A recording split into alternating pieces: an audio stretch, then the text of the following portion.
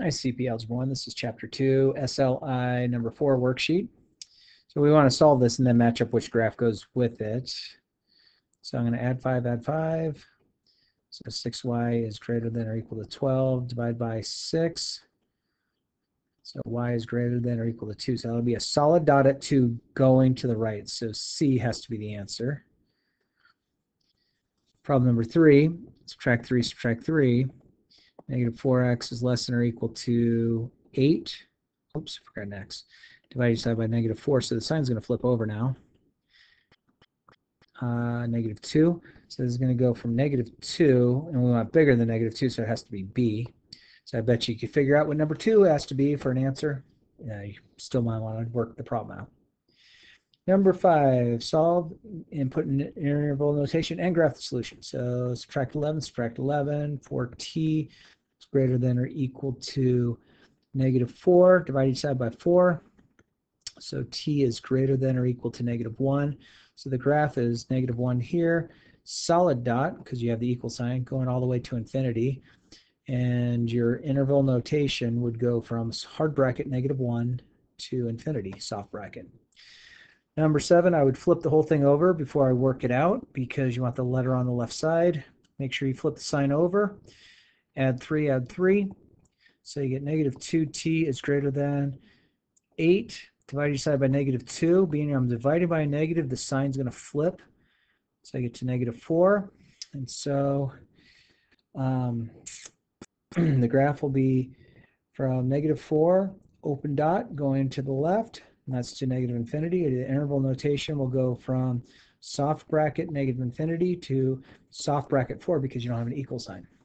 Problem number 9, let's subtract 2 from both sides. P over 2 is greater than or equal to 9. Multiply both sides by 2. Those cancel out. P is greater than or equal to 18. So on a number line, you would have 18 here, solid dot, and it's going to infinity. And then your interval notation will be a hard bracket at the 18 because you have the equal sign, to infinity, soft bracket. Number 10, now we have letters on both sides, so I might start by adding 5n. Oops, things are going bye-bye. All right, so I get 5 minus n, or plus n, is less than 8. Subtract 5 from both sides. So n is less than, not equal to. It's less than 3. And so if you add 3 on a number line here, it's going to be an open dot going this way forever to negative infinity. The interval notation will be soft bracket negative infinity to soft bracket 3. Oops, I did the wrong one. So try number 11 then. I just did number 10. Number 13, letter on both sides. Let's see. Maybe I'd add 3y to both sides. So 7 plus 12y is less than 19. Subtract 7 from both sides. So 12y is less than 12. Divide each side by 12. So y is less than 1. So on a graph, you'd have 1. It's going to be an open circle going to values less than that, so negative infinity. So your interval notation is negative infinity to 1, both soft brackets. For problem number 15, let's bring it up a little bit. Let's combine the k's on the right side first. 4k minus 1. If I subtract 4k from both sides, those cancel. So I get negative 6 is less than negative 1. That's true. So that means you have infinite solutions.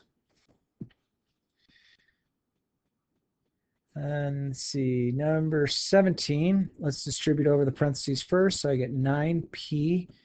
I'm not sure why those are going. So I get 9p plus 18. Distribute the 3. 9p minus 15. Let's subtract 9p from both sides. So I get 18 is less than negative 15. That's false. So false means there's no solution. There you go.